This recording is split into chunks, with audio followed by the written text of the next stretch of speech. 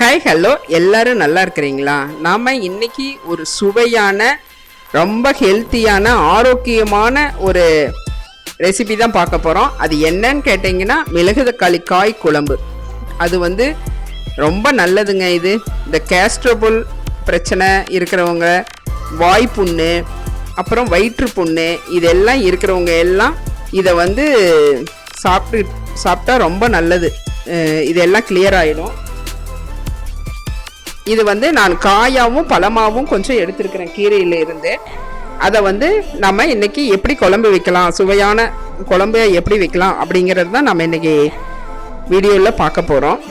அதுக்கு நீங்கள் எவ்வளோ காய் எடுத்துருக்கிறீங்களோ அதுக்கு தகுந்த மாதிரி எடுத்துக்கோங்க. இது ஆல்ரெடி அல்சர் இருக்கிறவங்களுக்கு கேஸ் ஃபார்ம் ஆகும். ஆனால் அந்த அல்சர் சரி பண்ணுறது இந்த மிளகு தக்காளி காய் தான். அதை சுவையாக நீங்கள் செஞ்சு கொடுத்தீங்கன்னா கட்டாயம் அந்த கசப்பு இல்லாமல் சூப்பராக சாப்பிடுவாங்க. இது புளிக்குழம்பு மெத்தேடு தான். நீங்கள் வாய்ப்புண் அல்சருக்காக சாப்பிடும்போது இதை புளியை கொஞ்சம் கம்மியாக சேர்த்துக்கோங்க. இப்போ நான் புளியை ஊற வச்சுக்கிட்டேன். இப்போது ஒரு தக்காளி, இதெல்லாம் ஜீரகம், கொஞ்சமாக வெங்காயம், கொஞ்சம் பூண்டு, இதெல்லாம் அடித்து வச்சுக்கலாம் கொஞ்சமாக. அதுக்கப்புறம் ஒரு கடாய் வச்சு ஆயில் விட்டு கடுகு, கொஞ்சம் ஜீரகம், வாசனைக்கு 4 சோம்பு இதெல்லாம் போட்டு தாளித்து கொடுத்துட்டு வெங்காயம், பூண்டு, வத்தல் இதெல்லாம் தாளித்து விட்டுட்டு அந்த மிளகு தக்காளி காயும் சேர்த்து நல்லா வதக்கி விட்டுறலாம். அது காய் நல்லா வெடித்து கொஞ்சம் அப்படியே உப்பி வரும். வெந்திருந்தால் கொஞ்சம் கலர் மாறும். அப்போ நமக்கு ஒரு தக்காளி கட் பண்ணி போட்டுக்கலாம். குழம்பு மிளகாய் தூள், மஞ்சள் பொடி, நீங்கள் வேணால் கரம் மசாலா கொஞ்சம் சேர்த்துக்கோங்க.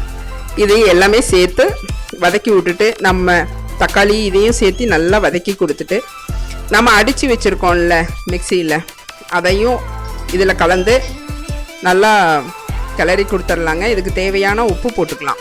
இது நல்லா வெந்து வந்துடும்.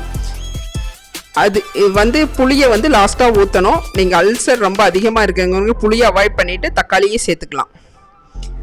தேங்காய் ஒரு அரை மூடியை நல்லா அடித்து வச்சுக்கலாம். லாஸ்ட்டாக இது எல்லாம் வெந்ததுக்கப்புறம் கொஞ்சமாக புளி ஊற்றி நல்லா ஒரு கொதி வந்ததுக்கப்புறம் எண்ணெய் நல்லா பிரிஞ்சு வரும். மேலே நல்லா கொதித்து புளியோட வாசனை அடங்கினதுக்கப்புறம் நாம் தேங்காய் பால் அப்படியே ஊற்றி கிளறினோன்னா நல்லா அந்த நுரையெல்லாம் அடங்கி பபுள்ஸ் எல்லாம் அடங்கி நல்லா சூப்பராக இருக்கும்.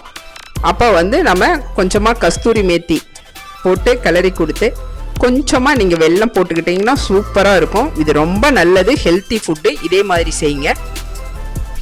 பிகின் சேனல் லைக் பண்ணுங்கள், ஷேர் பண்ணுங்கள், கமெண்ட் பண்ணுங்கள்.